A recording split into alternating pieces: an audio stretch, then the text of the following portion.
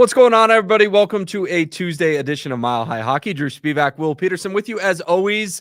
And Drew, what a weekend for the Avalanche. Oh my gosh, so much fun up in Canada. We had talked about, hey, maybe they can get 3 points. Well, they got 4, including an OT win over the Vancouver Canucks and an absolute thrashing of the Edmonton Oilers 9-1. Let's start there, Drew, because honestly, man, we had said, like, is this a test for the Avalanche? Is this, kind of a measuring stick, if you will?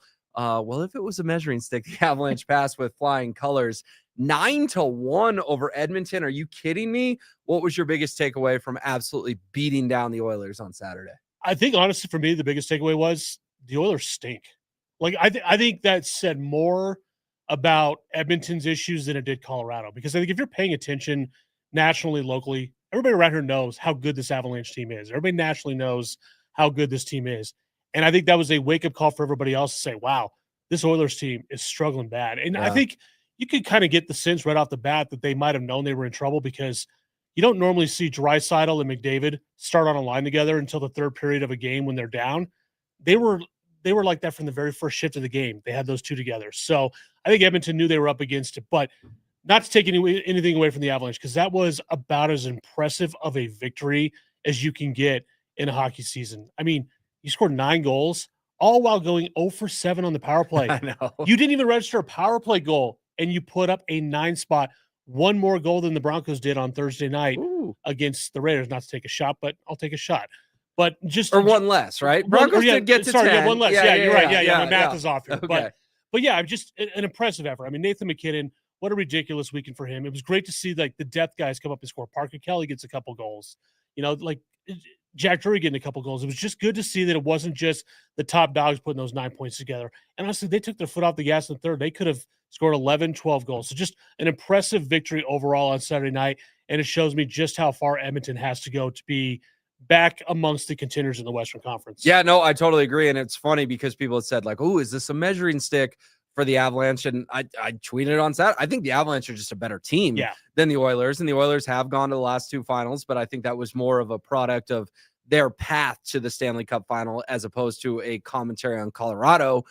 We all know Gary Bettman needs to redo the playoff seeding and bracket and all that. We won't get into that today, but yeah, 9-1. It was just an absolute beatdown. It was impressive. And I do think it was kind of a statement to the rest of the league. You know, we talk about, and we'll get into the Ducks a little bit. They're here tonight at Ball Arena, but we talk about, oh, there's teams up and coming in the West. Like maybe the Blackhawks aren't bad anymore. Maybe the Sharks are on their way. Maybe the Ducks are going to be a contender this year. And I think it was kind of a reminder from the Avalanche of like, hey, we're still here, right? Yeah. Like, yes, there's fun and cute stories around the league, but the Avalanche are still the Avalanche. And I do think, and I get it, it's November, whatever, we have a long ways to go, but I do think it was sort of an inner reminder for the Avs too, like a self-reminder of like, we are so good, we have to get a second Stanley Cup with how good of team we are, especially because the West is going to continue to rise and get better. Yeah, no, I think there's probably some truth to that for sure. And it's to me, it's the Avalanche team is just like, they're not even fully clicking yet. Like not everything is going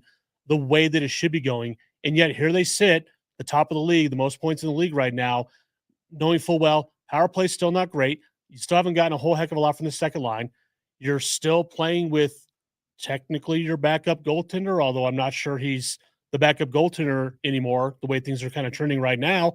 So there's still a long way to go for this team to kind of get to where I think they want to be.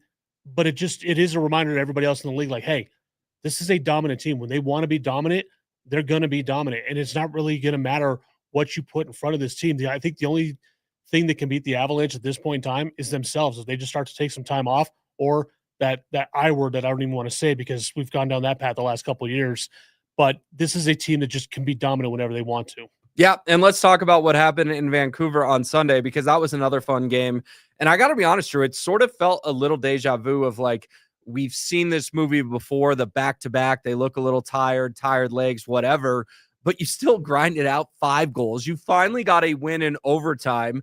And Gavin Brindley, who made news this morning as well, we'll get into that, was the one who was the hero in OT. And I got to give you credit because you sort of said, just throw the bottom 6 guys out there and see what happens. And I kind of laughed at you. I kind of was like, Drew, what are we talking about? You still have Nathan McKinnon. Well, guess what? A bottom 6 guy got thrown out there. Brindley burst into the zone, had a nice wrist shot on goal, got his own rebound, cleaned it up. The Avs win 5-4. Yeah, 9-1 over Edmonton was awesome. Don't get me wrong. That's the headline from the weekend, but I thought coming back and getting 2 more points in Vancouver was huge too. Yeah, I agree. And I think we talk about how dominant this team can be. You look at a game like Sunday night, frankly, they had no business winning that game. They got outplayed by Vancouver. They did. Pretty much the last 50 minutes of that hockey game, and yet still found a way to put 5 goals in the net, still found a way to get a victory on a back-to-back. I think what's not really concerning to me, but different, I think, from what we've seen over this team the last couple of years is that we've seen them in 3 back-to-backs now. All 3 times the second game, they've looked gassed. And that's not something we've seen from this team in the past where they look gassed on a back-to-back. In fact, they've been the best back-to-back team in the league the last couple of years. So it's interesting to me that they've kind of looked that way, but they were able to find a way to get a victory, finally get to overtime, and finally get that second point, a much-needed second point, because we talk about that Central Division all the time, like how good this is going to be. Every point is going to matter going down the stretch here.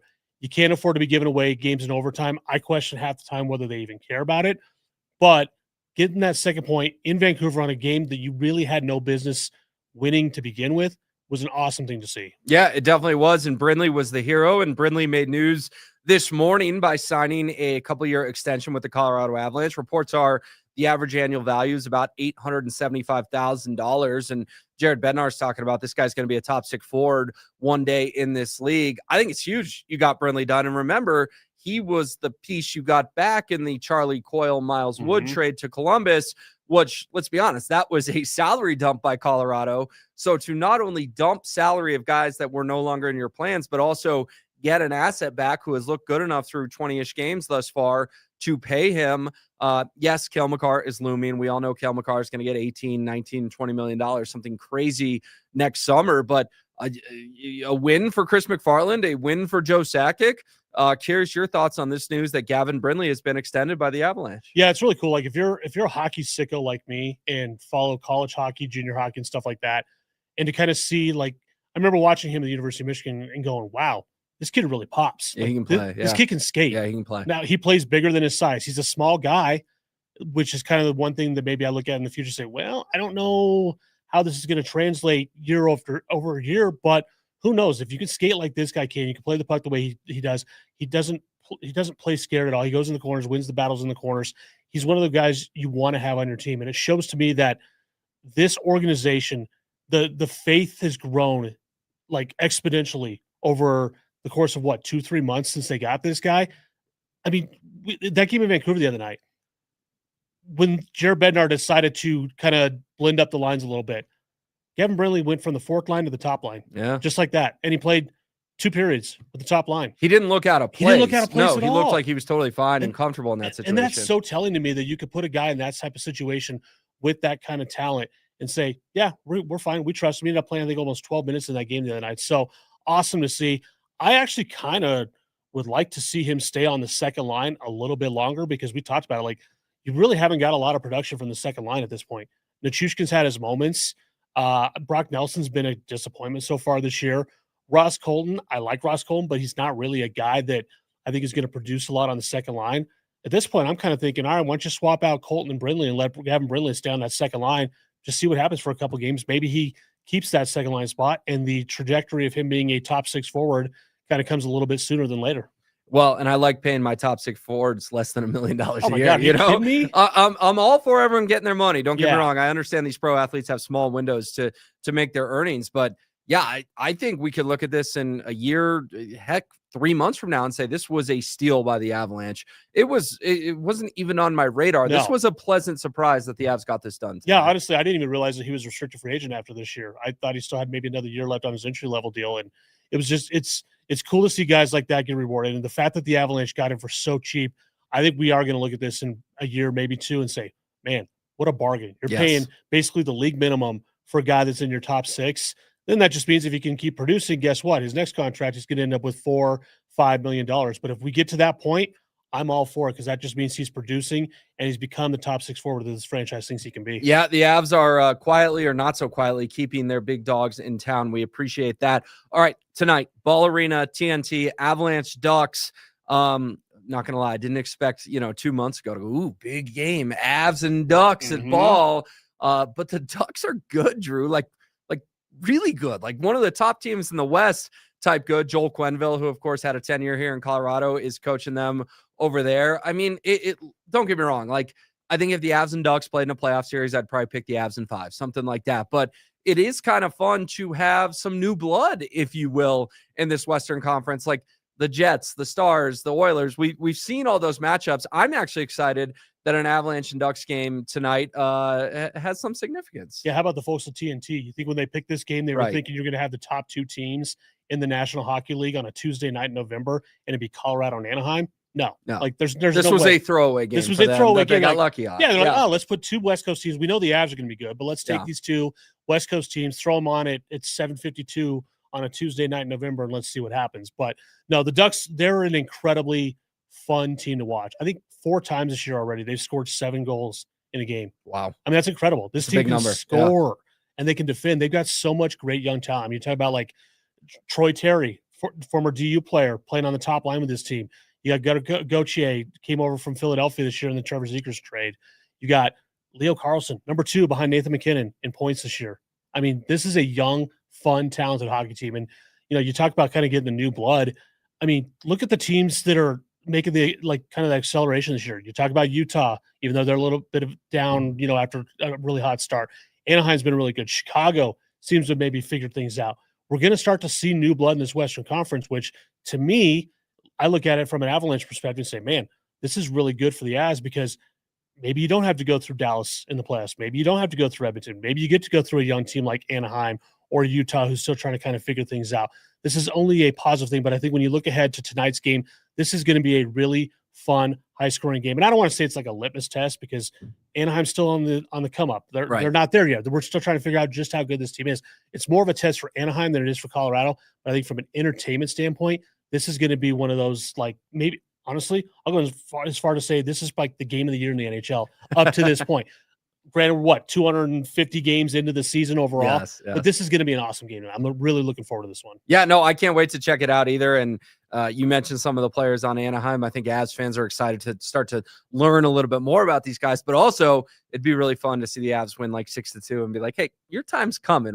We're still the top dogs in this thing. Absolutely. Right now. Yeah. And I'll be curious too, because I mean, Scott Wedgwood getting the start tonight. Are we looking at a spot here where Scott Wedgwood is like the number 1 now for now? I'm not saying it's going to last forever. It's kind of starting to feel that way, Drew. I'm not going to lie. It is like every morning skate, I feel like I see the tweet, Wedgwood in the starter space. I know. Yeah. I mean, Blackwood's played 2 games all year. And he hasn't really looked great in either game. I'll be honest. I haven't really liked 7 goals in the 2 games. I really liked what I've seen from him so far. So I'm kind of okay with it being Wedgwood. But again, how long is this sustainable? Because he's either given up 1 goal or he's given up 4 goals in a game. That's basically been the trend. He's given up like 1 goal 5 times. He's given up 4 goals 4 times. So that's kind of what you're going to get. Tonight feels like it's going to be one of those games where it's going to be Scott Wedgwood gives up 4, but the Avs end up scoring 6 or 7 and get the win. All right, Drew's predicting 6-4 Avs. I love it. I love it. Don't put your money on it. We will be tuned in. It should be a lot of fun. The Avalanche have a nice little stretch here at home over the next 10 days or so, and we'll be back on Friday on Mile High Hockey to break it all down. Please subscribe, like, comment, do all the fun stuff on YouTube. Appreciate everyone joining us as always, and we will see you in a few days.